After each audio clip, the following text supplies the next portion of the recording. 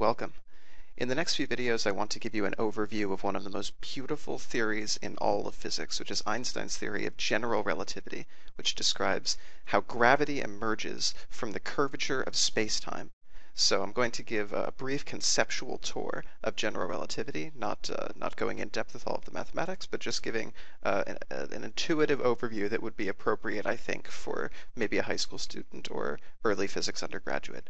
But hopefully I'll be able to communicate to you the overwhelming majesty of this physical theory, this idea that the forces that we experience as gravity are really due to a curvature in the fabric of space and time, kind of illustrated by this picture here, or by this curvature of a black hole, or shown in the famous Einstein's equation here at the bottom, which I'll try to explicate for you.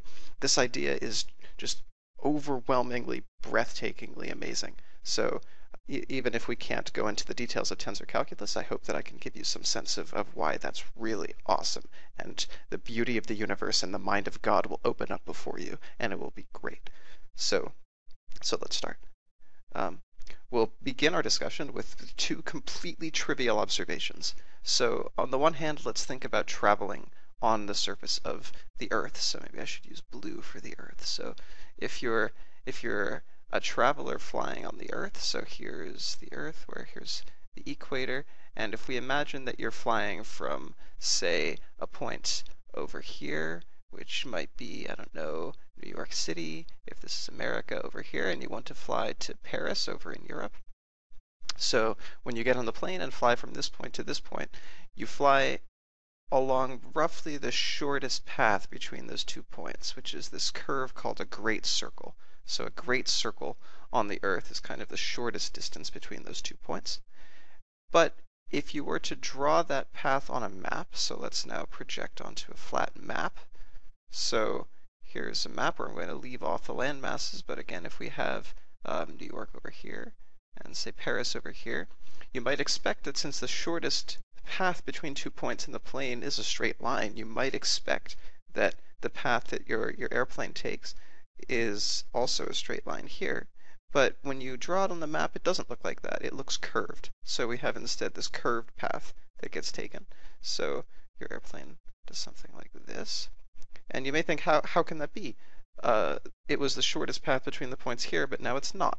And this is a feature of curvature. Since the surface of the Earth is curved, when we project it onto a flat surface like a map or like a computer screen showing a rough drawing of a map, it looks like the geodesics, which are words for the shortest paths between points. The geodesics, which were these great circles, now no longer look like geodesics in a plane, which are straight lines.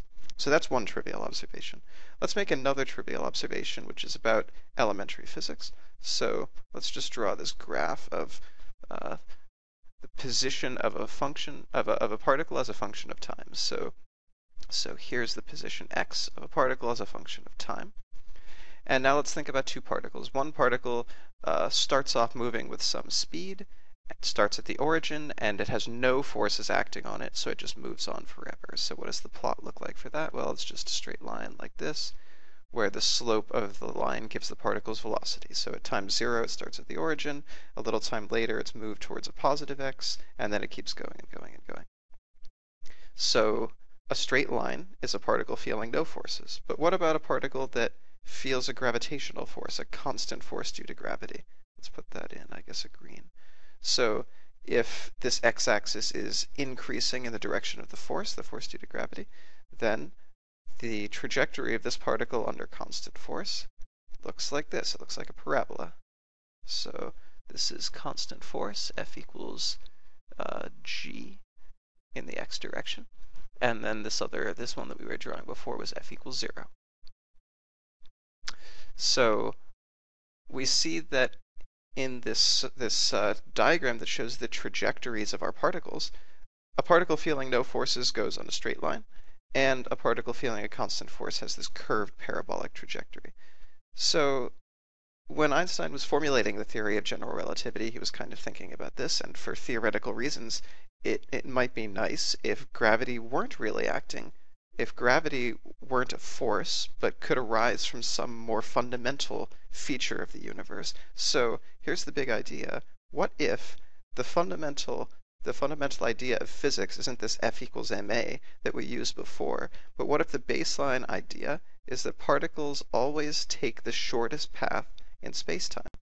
Take the shortest paths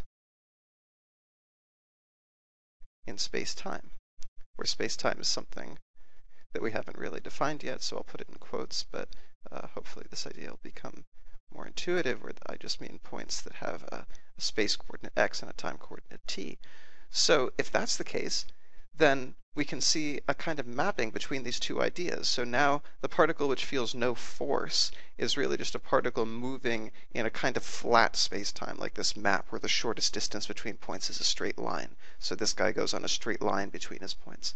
And this guy, the parabola that's going along this curved path, it's not that he's being acted upon by a gravitational force, it's just that like the surface of the Earth, the space-time he's in, which is this x and t, is curved. So we would look at this and say, oh, well, he's obviously not taking the shortest path because he's on a curvy path. But we're making the same mistake that we made here.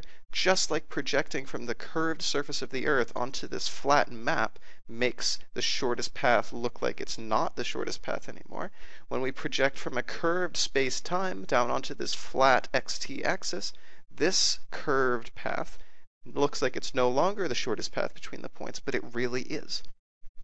So this is the big idea of general relativity, that gravity is really a curvature of space-time, and that this curvature is due to the presence of mass and energy. So in the next couple of videos, we'll try to make this just slightly more precise in a very hand-wavy overview type way, and hopefully you'll be able to get some intuition for it. So thanks for watching.